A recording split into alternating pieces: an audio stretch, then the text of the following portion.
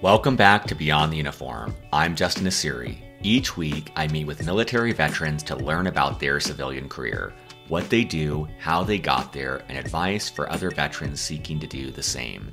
Today is episode number 312 about the Wounded Warrior Project with Tom Kastner.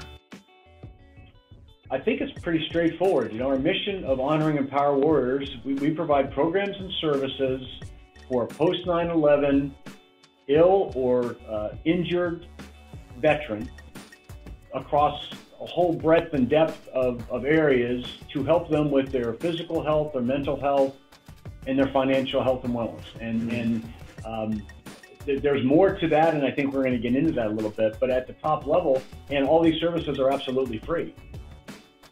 What I appreciate most about my conversation with Tom is his authenticity.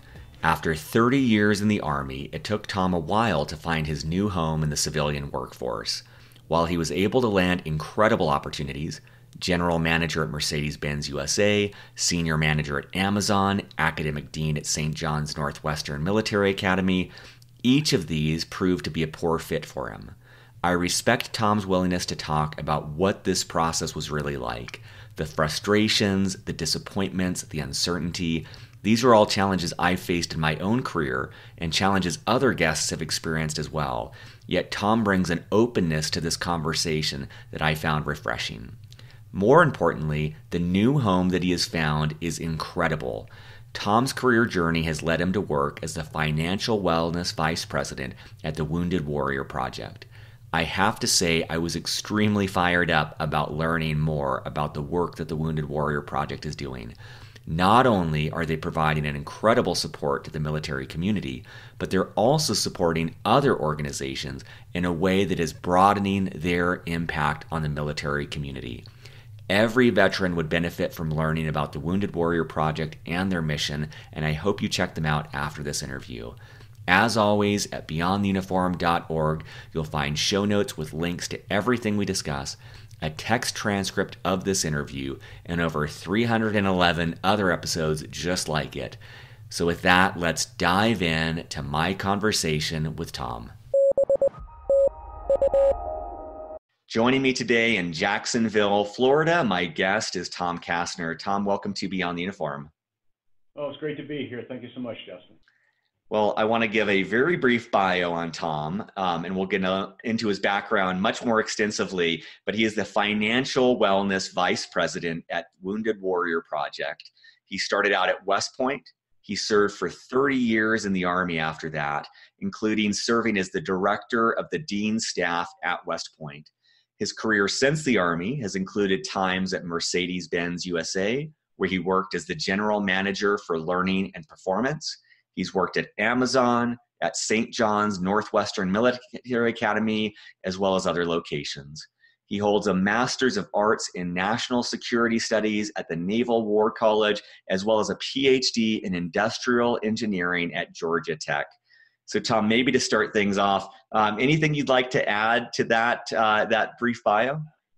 Well, sure. I won't go into excruciating detail. Probably a few more details about the military experience, because it was, for me, kind of a tale of two separate careers within a career. The first third of those 30 years I spent at tactical infantry unit levels, performing the kinds of jobs that all infantry officers do coming out of commissioning source. At the end of that first 10 years, I had to make a decision on how I wanted to pursue the rest of my military career. So I opted to what the military calls single track. So I went into functional area operations research, which is what allowed me the flexibility to earn the advanced degrees, which I'm very grateful for having had that opportunity. So then I went into what I'll call the analytic army, or the analytic business of wearing the uniform and supporting operations and strategy, but more in an analytic role than a tactical or operational role. That's great. One thing that hadn't occurred to me is that we always focus on the show about the transition from military to civilian career. And you're pointing out that many of us in the military have transitions within the military of one focus area to another. So I think it's great that you pointed that out. Well, maybe to start things off, could you take us back, after 30 years in the military, take us back to what that transition was like and what ultimately led you to Mercedes. Oh, this is a kind of an odd story. So, you've had on your program a gentleman named Steve Cannon, who at the time was president of Mercedes-Benz, outstanding leader. I'd say a good friend of mine. You know, we don't stay in contact a lot, but the long and short of this was I was looking for academic senior level administrative positions as I was transitioning out of my job at West Point. It kind of made sense. I enjoyed teaching. I enjoyed all that involved, developing, working with young people, and you know, maybe this sounds boastful, but I thought I was pretty good at it. So I figured, well, what the heck? Surely there'll be schools and universities out there that will be welcoming and opening their doors to me as I applied. And I found that not to be the case. So I had to take a step back, and then my phone rings, and Steve Cannon is, hey, Tom, how'd you like to come to Mercedes-Benz and lead the Learning and Performance Group? I hadn't applied. It was out of the blue. He called me, and literally within a span of, I would say, 2 weeks, I had gone to interview with some folks at the senior level, because it's right there in Montvale, New Jersey, so it's a short drive from where West Point was. And I was asking folks, am I supposed to take this job or not? And the answer was just say yes. So I said yes. And so I landed a very good job with a great company. Obviously, Mercedes-Benz has got great brand recognition across the globe. And there I was. So I was learning and performance. And so I went about the business of doing that job. I very much enjoyed my team. But what I learned within about the first 3 months is I was bringing a military context for training into an environment where selling cars, competing with the BMWs and the Audis of the world and the Lexus of the world was the goal. And I reported directly to Steve, the president of the company, in my capacity, which had its benefits. But my takeaways from that, from my year at Mercedes-Benz, I was trying to use this military model of training, thinking, well, we want to make technicians better. We want to make the sales personnel across the dealerships better. But I wasn't listening, right? I wasn't listening to what the organization needed of its learning and performance group. And combine that with, I was hesitant to want to go to Steve or other senior members, and in some cases I didn't know to whom to speak with, to try to get guidance. So I was in a little bit of a cloud.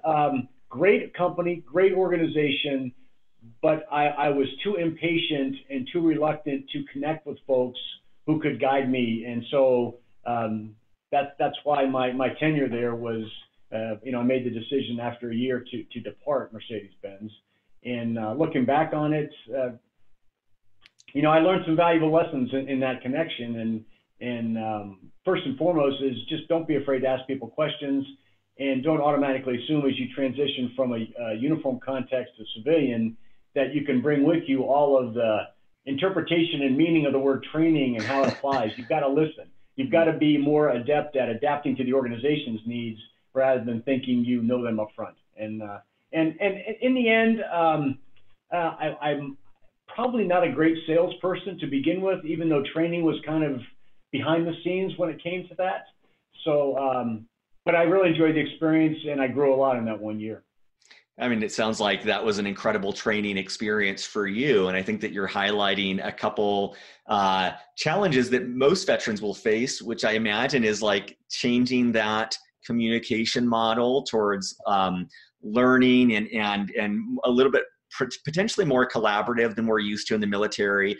But also I love that thought of being open to communication, which is also seems like there's a lot of communication differences between the military and the corporate world. So that's exceptional that you highlight both of those.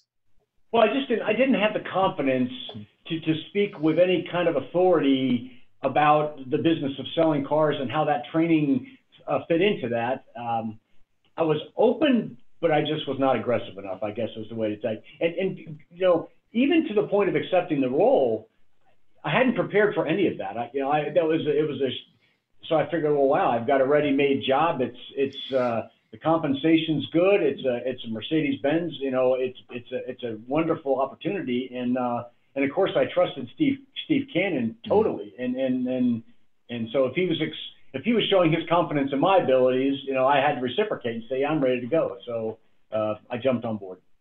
I love that too. When you say that, it makes me think of when I was on submarines, most of the people I worked with, when they got out, they took jobs that were nearly directly using their skill, but on the civilian side, government contracting and things like that. And I think in that case, it's probably, they used to joke, you would take your uniform off one day and the next day you'd be back at the same job, but in a suit and tie. And I can imagine after 30 years, the assumption that so much will be the same in that next job. But I love how you're highlighting the importance of that growth mindset and that learning mindset and being open to those changes. And I imagine what makes that the most difficult, or what for me is that you don't know what you don't know. You don't know what the differences are. And it can be really difficult to uncover, okay, what are the cultural differences, the communication differences, the leadership differences in this unique organization. And you hit the nail on the head. And each organization has a different set of communication, cultural norms, and all those things come into play. So the best solution is to go transition into a career that fits. The culture match is good. You've got the right skill sets, and it can be a long-term solution for your post-military work, right? Your career. As you can tell from my resume, that didn't happen to me. And here, I'm retiring as a colonel in the United States Army. I've got good education. I'm not even feeling or experiencing the same kind of challenges that other military members do when they transition. So I was kind of in a good place. And even after knowing my start point, I still had a little bit of a roller coaster, as we know from my resume. Yeah. I think one of the best pieces of advice I got at business school, though, was don't use 3 years to get a year's worth of experience. And a corollary to that was like closing doors is just as important as finding the right door. And it seems like who knows, if you had chosen a different organization directly from the Army, maybe their culture would have been in a way such that your style would have been perfect there. So having, in my view at least, having a year to learn these things and then figure out that there might be a better fit, in my view, that's kind of a year well spent versus staying somewhere too long trying to make it work, or realizing it's not a fit or not what you want. So I think that's a great part of your story. And, I wonder, from there, you've worked at the New York Military Academy, Amazon, St. John's Northwestern Military Academy. What would I want to be able to get onto the Wounded Warrior Project, but what would you want listeners to know about your time at those organizations and what those transitions were like? Well, I should just be blunt and directly honest about the New York Military Academy position. After leaving Mercedes-Benz, I really didn't have a game plan. So I was thinking I could get back in education development, and I thought it lent itself well to being right there at New York Military Academy. So that's why I entered into that. But for several reasons that maybe we don't want to discuss here. Just suffice it to say that I was probably not as thorough and mutually transparent and investigative during the interview process to recognize that there were some disconnects between me and my potential boss that I didn't recognize. So and that's okay. That happens. But new experience for me. The Amazon experience was amazing, and Amazon's a whole community of its own. We all know about Amazon. Very fortunate to be able to compete for and be selected to do work there. The team dynamic is amazing. It's a crazy, creative, dynamic, intensive place to work, and you see the results of your work every single day. And so people will say, well, Tom, why did you leave Amazon? Why would you walk away after 2 years from, because it's difficult to get into Amazon, or so I'm told.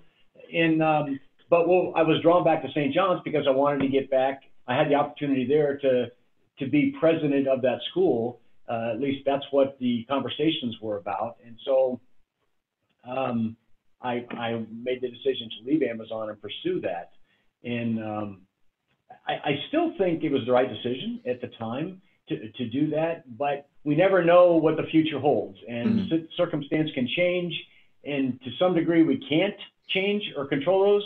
To some degree we can, and so after the 2 years at St. John's, I realized that it was probably not the best place for me to be, and that opened the door for Winter Warrior Project. So I mean, I don't know if that all makes sense. I mean, I think the learning there is, for me, after a 30-year military career, I wanted to be comfortable in my own skin, doing work I knew that I believed in.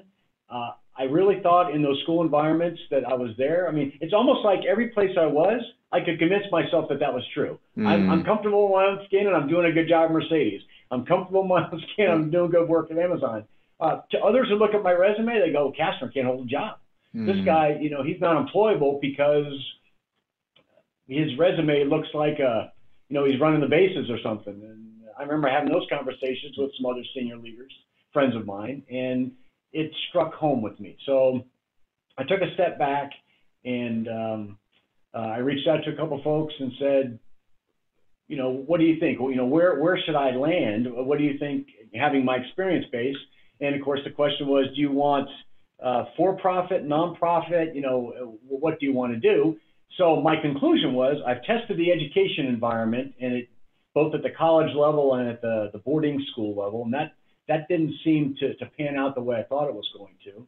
The for-profit world was great, but I thought, why not try nonprofit? And then the suggestion was made to look into Winter Warrior Project. So. And I just want to point out for listeners, I think that Tom is being more candid and transparent than most people. And I'll go out as far to say that in 300 interviews, Tom's experience is more representative than not of what most people's careers are like. And I feel like sometimes it's like mountain biking, where it's rocky and it's rough and there's no trail and you fall off and you get these scars and you learn things.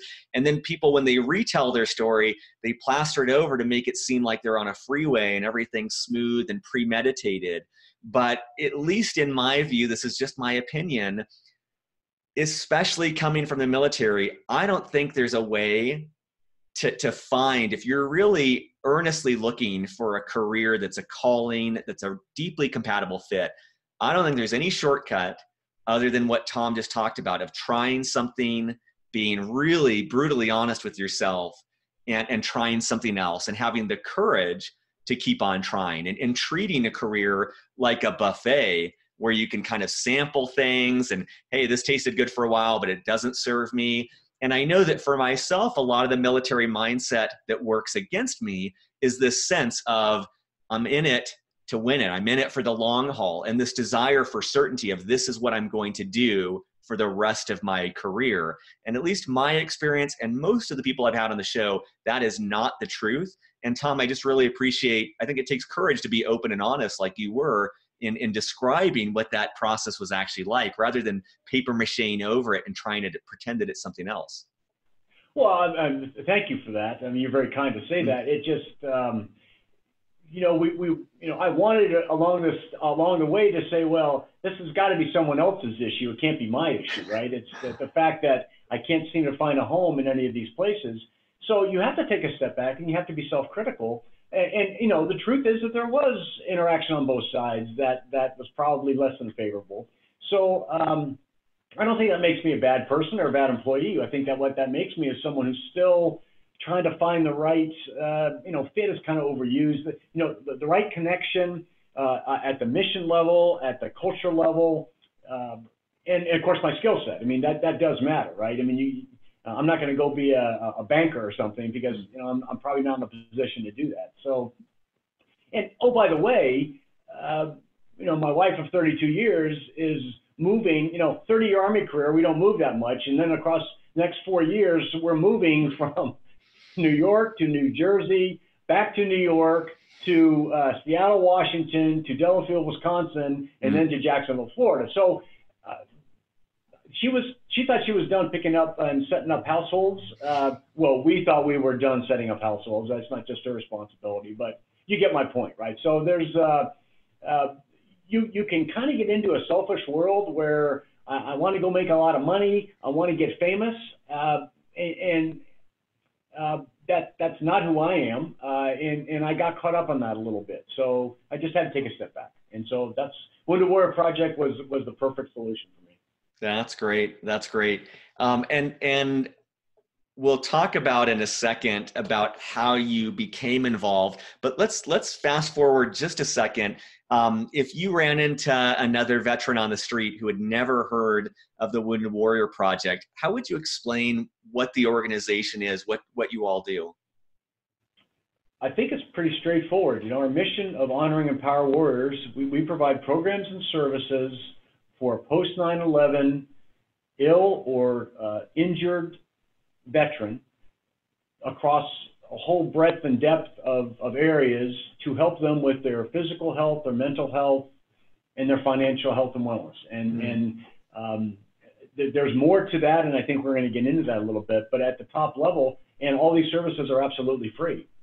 So there's no cost for a warrior or a veteran who falls into that category to register and at least become informed about what is offered at Wounded Warrior Project. And we do this, thankfully, due to the great generosity and stewardship of Americans, right? Folks value enough the service of the wounded, ill veterans to provide the foundation that allows our organization to do all this. And I got from your team and your website some numbers I just want to share with listeners around this, where more than 52,000 servicemen and women are physically injured in recent military conflicts, and 500,000 are living with invisible wounds, from depression to post-traumatic stress disorder, 320,000 experiencing debilitating brain trauma. And so these are not this is not a tiny problem. This is not a niche solution. This is a massive problem for both our country as well as our military community. And, just as an outsider, my perception is the Wounded Warrior Project is at the forefront. It's certainly one of the most notable organizations charging headlong into this massive problem to try to find a solution. What was it that led you from your career path to join this team? I think first and foremost, it was mission and understanding that my 30-year Army career never really put me in harm's way. I mean, the timing of it was in parallel to a lot of the things that were going on. And by the time I was even remotely connected to it, it was more in a staff role. And so, I don't apologize for that one bit. I just think that's the way that some careers go. So this will sound a little bit trite as well, but it was my opportunity to serve those who have served and, gave up a lot more than I did in that process. And so I wear the hat of, you've got to be thinking about current and future programming through the eyes and lenses of those who need those programs and services. And that's what I do as a financial wellness vice president. I've only been in the seat a little over a year, so I'm, of course, still learning to do that, but it's just to be sensitive to that. So the mission resonated with me, and it is a no-nonsense organizational commitment to that mission. So if ideas and efforts do not collide and align with that mission, then we don't give them a lot of time and effort, actually. So, and having served in the military, having served in for-profit, having served in education, do any differences stand out around now that you're in a nonprofit? You've been there for just over a year. What stands out to you as different from your previous experiences? You know what? That's a great question. In many ways, this company is run and operates and functions at a professional level that is, not that nonprofits are not professional, but as a for-profit company. I mean, we have great policies. We've got great standardization, structure, organization, and vision, and we're focused on that. And the culture is one that reinforces that every day. We've got core values, we're mission driven, and we're pleasures to work with. most of the time. And that connects us quite simply to the mission. And so in a similar way, it's a company, and we take our jobs very seriously. We're very professional about what we do. But all along, we're focused on the recipients of our services, and we never forget the fact that without the generosity and the caring of a donor base across the country, we're not able to do this, right? I mean, to spend $200 million on programs in a single year to support the folks that you mentioned earlier, you just don't do that unless you have this committed, caring donor base. And I hope that gives also listeners a scale. Like this is a well-established entity. Like you're talking about these numbers to run an organization with that sort of budget, with that size personnel, with that sort of impact. That is on the scale of the organizations that Tom has worked at previously in terms of complexity and challenge. And so I want listeners to know too, because we haven't had a lot of nonprofits on the show, maybe 30 or 40 in the grand scheme of things. But oftentimes it seems like nonprofits meet the need of a veteran for a very clear purpose, a sense of contribution. And at the same time, it can scratch that itch for growth and challenge and development and all these other things that you would get in a traditional for-profit job. So you can blend those two together. It is possible. Yeah. Could you talk a little bit about, I said at the start, your title is Financial Wellness Vice President. Could you talk a little bit about what that means and specifically give people a sense of what your day-to-day life looks like? Oh, sure. So the portfolio for financial wellness consists of three main elements. The first of those is the VA benefits team. And we are a veteran service organization in that regard because we have credentialed service officers. That's the team number 68 across the country, and their jobs are to process VA claims for benefits for warriors. And sometimes those are simple, sometimes they're moderate complexity, very complex, and sometimes they go to appeals. And so it's that whole process of guiding, coaching, working with warriors through that, what can be kind of an intimidating playing field of trying to file a claim. So that team performs that role specifically. The Warriors to Work team is about half the size. They're actually 2/3 the size. They're 42 in strength across the country, and they do exactly as the title describes. They work with employers in local communities and connect the warriors to jobs where we have a high likelihood of fit for skill, for culture, for interest. And we pay a little closer attention to the work environment, the work expected of warriors, and making sure employers are sensitive to and understand that while they may be ready for the workplace, there might be certain life factors that require special accommodation or something like that for warriors. That's not often the case, but for example, a work from home job might be better for a warrior than going to work in a warehouse or something like that, or driving a truck, as an example. And the last third of the portfolio is our resource center. Our resource center is the gateway into Wounded Warrior Project. It is some might call it a call center, but our coordinators are really more than that because they're knowledgeable and mindful of all the programs that we provide. And on top of that, we arm them with an informational database that can actually reference warriors to external programs in local communities where warriors live to help them get the help that they need should our programs and services not be able to fill that void.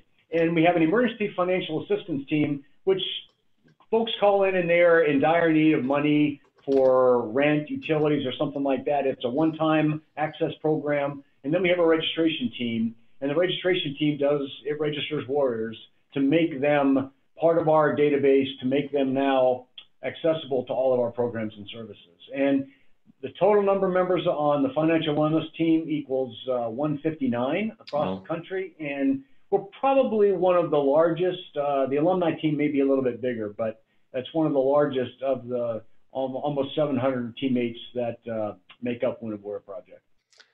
I love that last piece about the resource center, because one of the largest complaints I hear from the military community is there are over 21,000 organizations out there to help me. How do I figure out who's out there? And if I'm understanding, like what you're describing is a way in which veterans can talk to a human being, talk about where they need support, and talking to someone who knows the landscape, who can either help you directly or point you in the right direction. What an incredible way to pierce through all the noise, to try and slice through and spend hours and hours figuring this out on your own. That's like literally if someone described what they wanted, it's like, why can't I just talk to someone and figure out where to go? You're describing exactly that. It really is, and not to cast a shadow on this to any degree, but there are unique circumstances where we'll get phone calls in the resource center of folks who are in bad places, and it takes a special person with calm and presence to be able to handle that. At the same time, they're trying to figure out and triage to a degree what kind of a service would be in the best interest of the person calling in. So it's a wide spectrum. Those are infrequent, by the way, but it does happen. But by and large, yeah, they're very knowledgeable folks, and they're pretty much tied to their phones, to chat rooms, to email during the course of their days. You have a tremendous amount of knowledge around the state of veteran employment, and I wanted to give you space to just kind of talk about, just, I know it's shooting from the hip a little bit, but any trends you've seen recently when it comes to employment?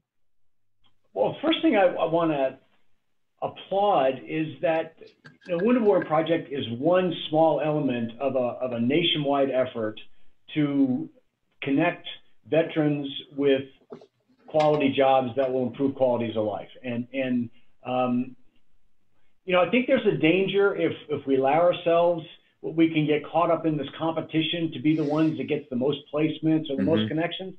And while we do hold ourselves accountable for our productivity, which is an important, going back to your question about nonprofit, for-profit, holding ourselves accountable is an important aspect of what we do. Probably more connected with a for-profit company than a nonprofit, but we want to be a teammate and a partner to other organizations with like minds and like efforts to help find veterans jobs. And so what are the trends? I think the trends are unemployment is decreasing because we focus laser beam on the veteran population in general. We're Wounded Warrior Project, of course, the Wounded Warrior population, but as a national team, we are helping veterans get jobs and keep those jobs sustained over time, so that they're not like I was coming out of transition, having to do 4 jobs in 6 years, because that stability is huge towards this goal of financial wellness. I think the other thing is that there's a vast variety of jobs available to veterans, and maybe a college degree is not what's required, maybe some special IT training. So the community is becoming more flexible in recognizing the preparation and skill set needed and making sure that we help the veterans communicate that to potential employers. And we're coming a long way in that regard. That's great. I mean, to your first point, I definitely even feel that with Beyond the Uniform, with this podcast, it's like the aspect of competition that drives us to be a better organization, but then also the realization of like, man, we are all in this to help veterans. And so competing with other podcasts or other people in our space, it's like there's some area in which that doesn't serve us as an organization. And it's also great and refreshing to hear that. I feel like often when I hear about veteran employment, it's with a lot of sadness or a lot of fear. And to hear that things are starting to move in the right direction is really encouraging for me. And I hope, especially for those on active duty, you take encouragement that we are turning this around as a country. We're starting to get better at this. Well, I can give you some specifics. The Institute for Veteran and Family Members out of Syracuse University is got a lot of momentum right now with a program called Onward to Opportunity. We don't have the people and necessarily the time and the space to be able to host their week-long seminars that they do. Their cohorts are 25, 30 people. We host them here in Jacksonville and some of our other larger offices, but it's not our program. But what we do is we provide funding to help the IVMF with this Armor of Opportunity, as an example. USO Pathfinder. I could name a lot of other organizations in the emergency financial assistance realm. We provide grants to Operation Homefront, and so it's a broader sense. Where Wounded Warrior Project cannot directly fill a program need for a warrior or for veterans of the post 9/11 era, we will of course vet carefully, but we will reach out and say, hey, we'd like to support the effort in the program that you provide because you're helping us fill gaps in the programs and services that we're not able to provide. And so that's that collaborative effort, and it's reaping benefits because it's no longer a furrowed brow look when you walk into a joint session of employers and nonprofits trying to help find jobs for folks. It's come sit with me, let's have a chat. And I'd love to zoom in and take a deeper look at the Warriors to Work program. I know you already gave a description of that, but what else do you want listeners to know about that? We made a little bit of a paradigm shift in Warriors to Work here in the last 18 months. And what I mean by that is we have relied heavily on what I'll refer to as a preparation empowerment coaching model. And then we turned it over to the warrior, him or herself, to go out into the local communities to try to sell himself, herself, make application for jobs, what I'll call an indirect placement. That's how we refer to it. The shift was we went to direct. And what does that mean? That means we're asking our leaders and our specialists who are doing this tough work with warriors day in and day out to get out in the communities, find out what's out there. We consolidate jobs that we know are matching the credential and the readiness and the interests of our warriors. So we have to know our warriors better. It can't be a passive model. It's got to be an active model. And it's taking time for specialists in the leadership team to embrace this because it's a 90-degree turn is what it is, if not more. But we know that approach has a higher likelihood of success for sustained employment to keep people in jobs longer because we're doing the heavy lifting up front to create a fit that will last. And the warrior gets a say. And we're also quite honest and transparent with the warrior, though, too. A lot of times folks will say, yeah, I want to be a CEO or I want to make $180,000 a year or something like that. And you've got to bring the person back down to reality and say, okay, let's find a developmental job where maybe that can be a goal 5-7 years from now. But for now, let's get you in the pipeline because you're ready to start in that role. Does that answer your question? Yeah. What's coming up for me is this sense of going back to your own story.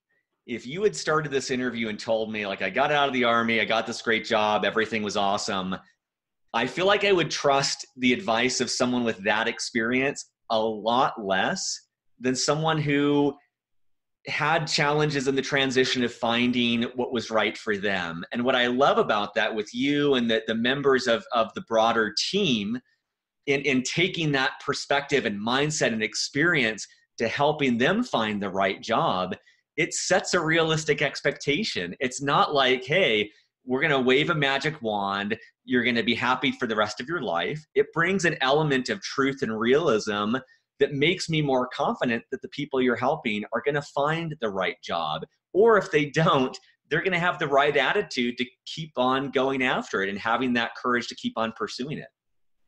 Well, very true. And Wounded Warrior Project, we value very highly this connection between the warrior and the employer. It's, we're working with some foundations and grants right now in the IT space to provide an A+ certification for warriors who are interested in getting that as a stepping stone to other IT work, maybe whatever their interest might be. To give you the example of to how detailed we get, a young lady on the West Coast, a single mom, wanted to attend the in-class seminar we were hosting in San Diego for this IT Ready A+ certification. But it was a 60-mile one-way commute to get there. She had daycare expenses, and I could go on. So what we did is we found a way to help offset some of those expenses to pave the way for her to attend. Not only did she attend, she got her certification immediately and landed a job very quickly thereafter, a job that provided her the kinds of flexibility. Now, I want to be honest about this. You know, she's not a high-level IT technician running a network or something, but she's interacting with customers. She's doing the work that the A+ certification allowed her to get, and she's quite happy now. So she has steady employment. She's making the kind of money she needs to make, and a single mom of 2 children is now in a better place because of that. So that's kind of what the direct placement model has brought us to with regard to our warriors and employment opportunities. I love the creative problem solving in that it's like, you know, every person is unique. They want different things. They come from different backgrounds. And I love that creative solution of helping her get this done.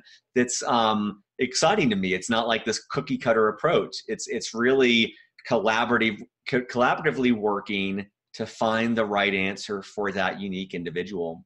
I wanted to ask about, in my mind at least, and feel free to change this, for listeners, there's probably 3 different buckets in which they might interact in some way with Wounded Warrior Project.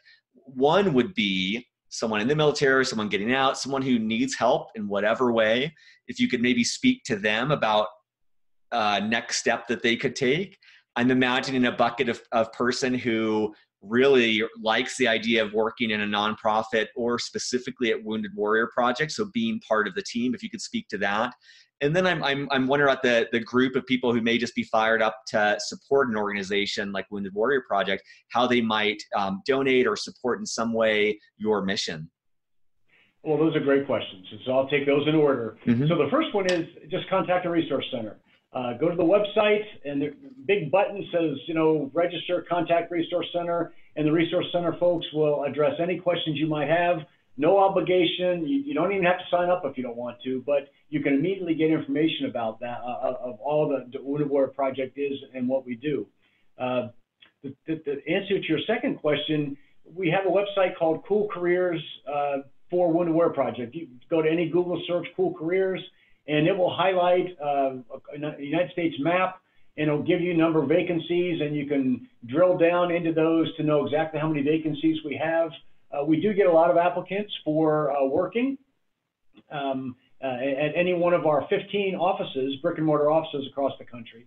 The answer to your last question is there are all kinds of events happening all across the country all the time. I think some are more prominent than others. Last year we started something called Carry Forward, which is it's a 5K event.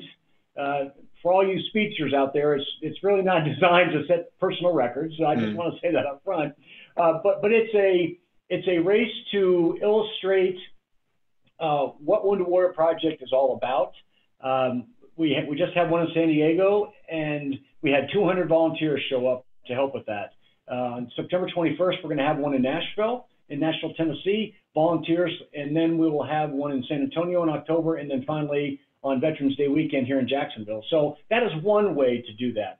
I think the other way to do it is to go into the website and get into community events, and you can connect that way for volunteers. There's a way to navigate into that for volunteers and folks that want to get connected.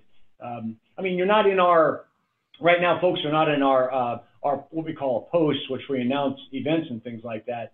But the website will allow you to get in and to see what's available in your communities, so that you can come out and see what we're all about. That's awesome.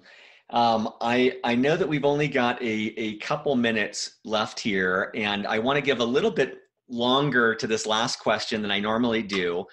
Normally I end with just asking either what have we not covered that you want listeners to know, or what are some final words of wisdom?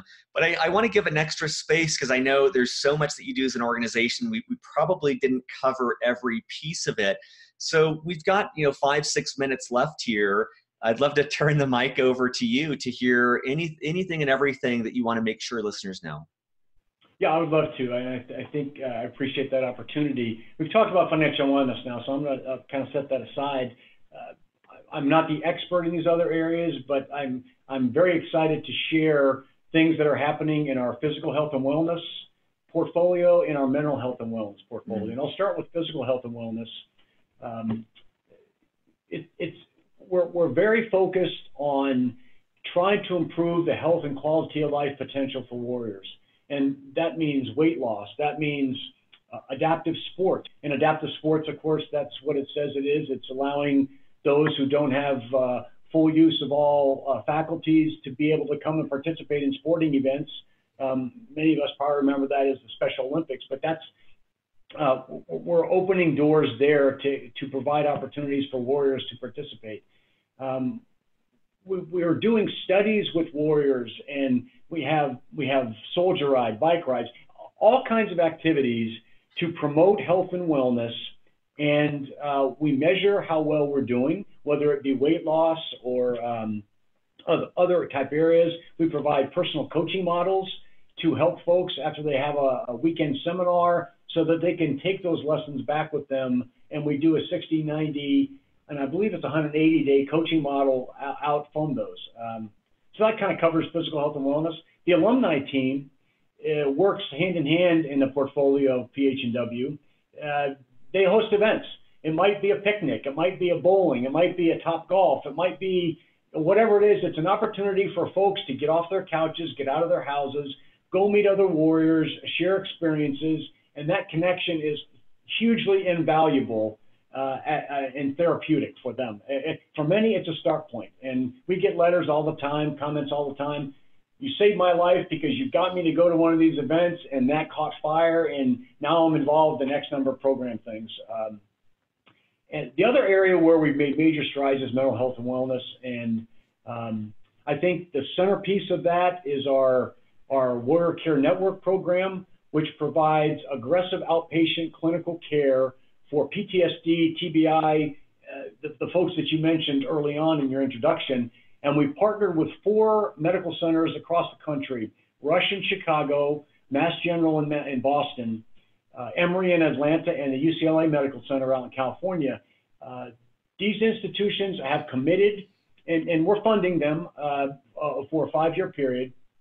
They've committed to provide this aggressive outpatient care for our PTSD wounded warriors. And the nice thing about this is they're helping us with the education and the research and the data collection around the difference that their protocols are making in the lives of these warriors and their families, so that we can then share that. And that's probably a very exciting part. Other parts, I mean, I could talk for a long time about mental health and wellness. I just want to let me just chime in one thing on this. I love the number of events you do and all the different locations, and I think that across the board, one of the number one things I hear from veterans, both wounded and people who don't view themselves as wounded, is how much, and often unexpectedly, they miss their connection to the people they served with. Have they missed that family? I experienced that. I did not think I would experience it. I definitely did. And so I think that's a great thing for listeners to take action on, is to just try it out. There's like no risk. Go to one event, see how that feels to be involved. If you don't view yourselves as wounded, great, go anyways. View it as an active contribution, but like get plugged in, get connected. If it doesn't do something for you, you don't have to do it again. You've lost a few hours, you've lost an afternoon. But my guess is that for most people, you'll find that unexpectedly fills a need. It really hits home and adds value to you. So sorry to cut you off in between, but I want to hear what you were saying, but I wanted to just chime in really quickly before we move on. No, you're absolutely right. And you never know how that is going to multiply. You just don't know how that's going to project forward for the warrior. It's pretty amazing how that works. And the last thing I'll just talk about is we have a talk program. Talk is you just want to talk, you know, and this is in mental health and wellness. So and the talk team, they're probably a step up in the clinical ability to understand and carry on conversations with folks. So for any reason, folks don't have anybody to talk to, they talk, and sometimes that's a serious mental health challenge. Sometimes it's not so much, and very successful program. And the other aspect of mental health and wellness is what we call Project Odyssey. Project Odyssey it's an excursion, but it's done with purpose and teaching, and it's therapeutic. It's about recreating self-awareness, understanding strengths and limitations, gaining the resilience and confidence and courage back to deal with an aspect of a warrior's life that may not be going very well. We do them in 3 formats. We do married couple Odysseys, we do all female Odysseys, and then all male Odysseys. And it could be, going to a ranch, it could be skiing. I'm not the expert to know exactly what they are, but 3 to 5 days in length. And it's part of a longer 90-day program to where we do follow-up to just, and a lot of times we find we connect warriors with other aspects of our program portfolio that they need, and they were just not, Odyssey was the first step. Odyssey was, come share, come be emotional, come just let it all hang out with other warriors of like kind, and that's the first step. So it's helping. Awesome. Well, Tom, I appreciate, first of all, your taking the time to speak with us today. I appreciate the honesty that is so refreshing that you brought to the conversation. And I'm grateful for the work that you and your team are doing. I know it's it's making a massive dent in the world and for good. And I appreciate it's exciting to hear. It almost feels like a spotlight where you're shining a spotlight on these hospitals and helping them help veterans. I love this approach because it seems like you're having a bigger impact by not just doing great work yourself, but empowering other organizations to do great work. And I think that's really awesome. I think that so often for me, it's all about what can I do in my little kingdom. And you guys I'm guessing you realize that it's like, man, this is such a big problem. We can't do this alone. And therefore, we're going to have great partnerships and we're going to empower other organizations because we have to be in this together, shooting in the same direction. And it's really awesome. And for listeners, in the show notes at beyonduniform.org, I'll have links to everything we discussed and encourage you to check out, to take on as a challenge. We've listed so many different ways that you could be involved. To, as an experiment, try it out. Just to, I have no skin in the game here, but to say, just try it out. If it doesn't work for you, great. Just like Tom shared his own story of trying out different jobs and being willing to move on, to adopt that mindset, to try one of these things out. You may be surprised. You may end up sharing it with someone else where it changes their life. You never know. So thank you so much, Tom, for your time today. Well, I very, very much enjoyed it, Justin. I appreciate the chance to talk about something that is so valuable. And I just want to say one more time, thank you to all of America for their unbelievable generosity in fueling our mission. Surface.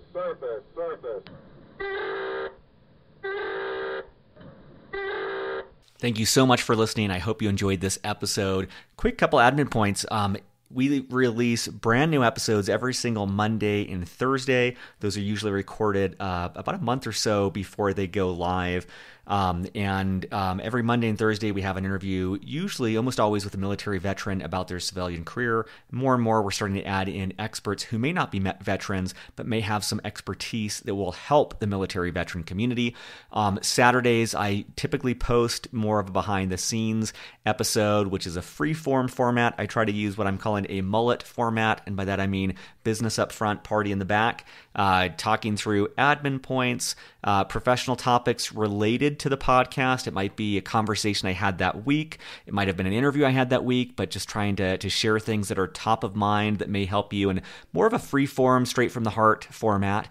And then the party in the back is the personal side of things, just kind of more free-flowing thoughts on life, on improving oneself, just kind of whatever's going on in life, and trying to be authentic and honest about those things as well. Special thanks. We have an all-volunteer army of people behind Beyond the Uniform making this possible. We do this on our lunch breaks, on our evenings, on our weekends, because we love the military community. We want to give back. We want to make a difference. We want that as part of the purpose in our life that we valued in the military. So special thanks to Steve Bain. Steve does pretty much everything. He helps secure guests. He does our newsletter. He keeps the reels rolling and keeps me sane. Kathleen Dillon, the first person to join our team, she writes text transcripts of every single episode. It's wild. She keeps up with 2 of these a week despite a demanding career and education right now. But those transcripts help us get more SEO value, helps her audience more. Andrew Woolridge is our data guru. He helps us understand the numbers, which is the easiest way for us to figure out how we can better support you, and adds kind of the data oversight for that. Rick Healy does all of our social media. He is gaining more and more of an audience for us by getting our videos, getting our podcasts out on social channels. The best way to stay in contact with us is if you go to beyondtheuniform.org, there is a newsletter. You'll have a little pop-up that comes up. You can put your email in. We email twice per month. We try to be respectful, but it is a great way to get appraised of upcoming events, upcoming interviews, promos where companies are giving discounts to Beyond the Uniform listeners, and more. This does cost money to put on. We are committed to not charging veterans directly, and the way that we kind of offset costs is through corporate sponsors. So if you know of a company that would like to get in front of a military audience and their families, that's one way that we can both add value to our members, but also offset the costs of Beyond the Uniform and give us a little bit of budget to start expanding what we're doing. So that's the best way you can help us. If that's not something that you can do, a positive review on iTunes is greatly appreciated. Have a wonderful week. We will be back Monday, Thursday, and Saturday with more interviews. And keep up the listening. Take care.